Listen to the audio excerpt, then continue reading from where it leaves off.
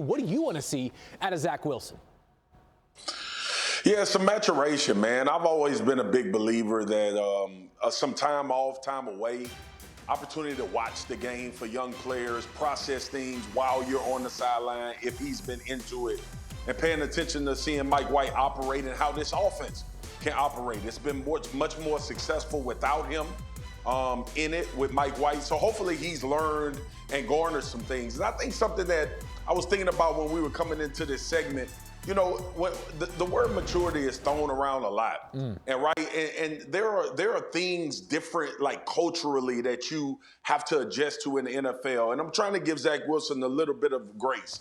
When you come from Utah to New York as the number 2 overall pick, and you're expected, now you see that this team can compete and play at a very high level. I'm not sure if he was quite ready maturation-wise, babyface, MK and Ryan, to handle all of the things. I know when you're taking that high, you're supposed to be ready and it's time to go. A lot of people, including myself, didn't think he was the second best quarterback in the draft. But hopefully this time off is giving him some time, not only to reflect, but watch how a pro operates in Mike White. And hopefully he learns some things in this better when he gets in here.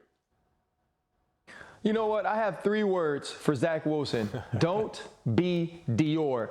Dior is my son Jordan's, that's his dog's name. He's an American bully. And Dior is at the house the other day for graduation, and he's cutting up, and Jordan tells Dior to sit in the corner. And the whole time he's in the corner, he's looking at Jordan trying to inch out of the corner, and then he comes out of the corner and he does exactly what he did to get put in the corner. So what Zach Wilson needs to do is when he gets back in this game, understand the things that got him on the bench. It was not being efficient. It was not playing on time. It was bad decision making. It was not showing leadership. So now when you get this opportunity again, all of those things that you got to watch Mike White do from the sidelines, try to implement those into your game with some of the talent that got you drafted number 2 overall.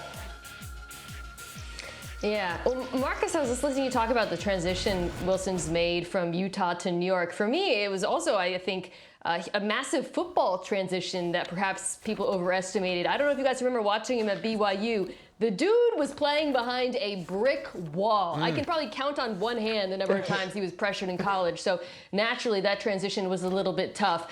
This game's a little bit tricky because I think we know that the formula for a good Zach Wilson performance is kind of what we saw from him in the Buffalo win. Stay in the pocket, ball out quick, check it down, don't take risks. And one would think that's what he should do against Detroit. But one of the ways in which this Detroit defense has evolved over the last few weeks is they have gotten so good against the quick passing game. As you see here, they've actually been the best defense in the NFL when quarterbacks throw the ball in under 2.5 seconds or less. That front 7 is playing fast. The linebackers, Malcolm Rodriguez, the rookie, they're rallying to the football. So even if Zach Wilson does what I think we expect him to do, or at least what we would hope for him to do, which is get the ball out quick, it's not going to be easy against a Detroit defense that's very different from the one we saw in the beginning of the year. A couple of thoughts on this game, but first of all, it turns out my dog Cisco is much like Dior in terms of his patterns of behavior. So shout out to Dior, shout out to Cisco. Your dog's bad, Field. Okay. No. Cisco has his moments, that much is for sure.